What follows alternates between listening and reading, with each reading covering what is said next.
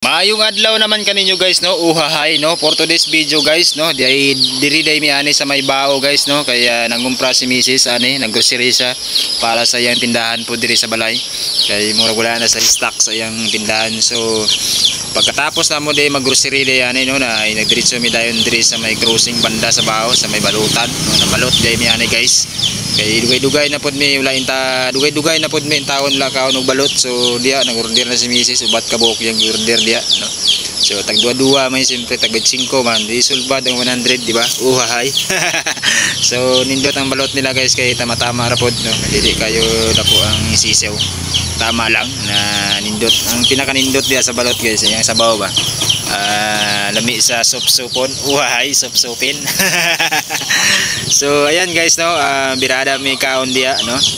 Kini nga part diay guys no, tama-tama pud nga kapoy ko kayo ani kay nagtrabaho ko sa akong tindahan diri sa balay. Kay nagflooring ko guys ba sa tindahan pero mura gipatag ra na ako among tindahan kay tapos nagdugang-dugang ko adjustment para mo luag-luag sa ba kay gutot kayo. So kapoy kayo ko guys no. Pero mga Merkulis pa nato ma-flooring mababutahan og semento para nindot na sa pakapakan dili na sa higko ba nga na ba di na maglapok-lapok nga atong tindahan guys. 30 minutes na yata ni. Ito naman eh.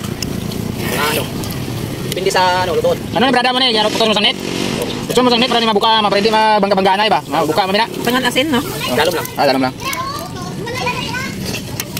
Pwede man mabuka. Paano lang ba kung pero secure ano gid, 5 minutes. Putol mo ba? Magbuka sa inyo mabangga-bangga gud. Sayang po ba? Abi mo may buka diri, kinapakapan mo yapon, nilagyan ng paikit. Pinoy la, Pinoy. Ano, makapilinis kasi. Oo. Ug diri nga part di ay guys no, lapit na jud ang mahuman og kaon og balot di ay ani. So atuan na nang gi birada waswasan ang kaon para dali mahuman para makauli na tadayon ba kay malapit na pud magabi guys no.